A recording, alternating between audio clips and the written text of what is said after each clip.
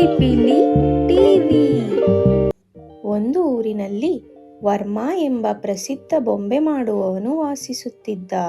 ಅವನ ಜೀವನಾವಧಿ ಮುಗಿದಿದ್ದರಿಂದ ಯಮರಾಜನು ಕಿಂಕರರಿಗೆ ಅವನನ್ನು ತನ್ನ ಆಸ್ಥಾನಕ್ಕೆ ಕರೆತರುವಂತೆ ಆದೇಶಿಸಿದನು.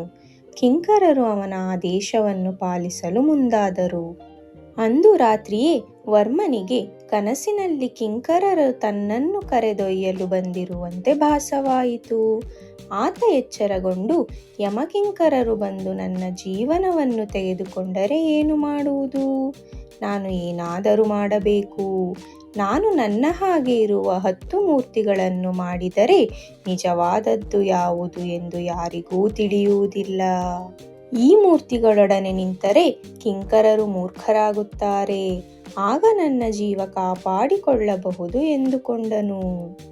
ರಾತ್ರಿ ವರ್ಮನ ಕನಸಿನಂತೆ ಯಮಕಿಂಕರರು ಅವನನ್ನು ಕರೆದೊಯ್ಯಲು ಬಂದರು. ಕಿಂಕರರು, ಏನಿದು?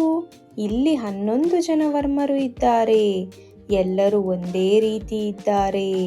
ನಾವು ಹೇಗೆ ಕಂಡುಹಿಡಿಯುವುದು? ಯಾವುದು ನಿಜವಾದದ್ದು?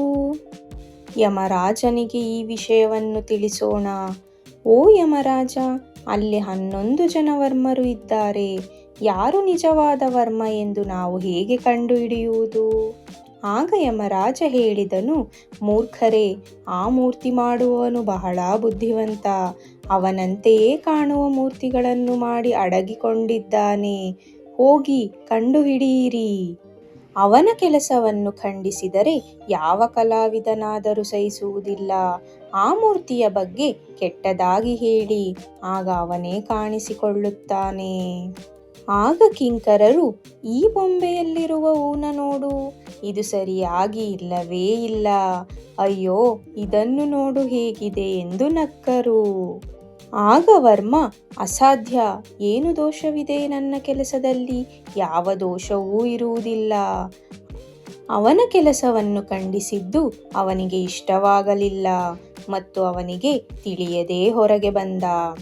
ಆಗ ಕಿಂಕರರು ನಕ್ಕು ಹೇಳಿದರು, ಒಂದೇ ಒಂದು ಊನ ಎಂದರೆ ಬೊಂಬೆಗಳು ಮಾತನಾಡುವುದಿಲ್ಲ. ನೀನು ಮಾತನಾಡುತ್ತೀಯಾ? ಈಗ ನೀನು ನಮ್ಮಿಂದ ತಪ್ಪಿಸಿಕೊಳ್ಳಲು ಆಗುವುದಿಲ್ಲ. ಕಡೆಗೂ ಕಿಂಕರರು ವರ್ಮನನ್ನು ಯಮರಾಜನ ಬಳಿ ಕರೆದುಕೊಂಡು ಹೋದರು. ಈ ಕಥೆಯ ನೀತಿ ಏನೆಂದರೆ, ಅಹಂಕಾರ ಮತ್ತು ಆತ್ಮಗೌರವವನ್ನು ನಿಯಂತ್ರಿಸದವನು ತನ್ನ ಬುದ್ಧಿವಂತಿಕೆಯಲ್ಲಿಯೇ ಸಿಲುಕುತ್ತಾನೆ.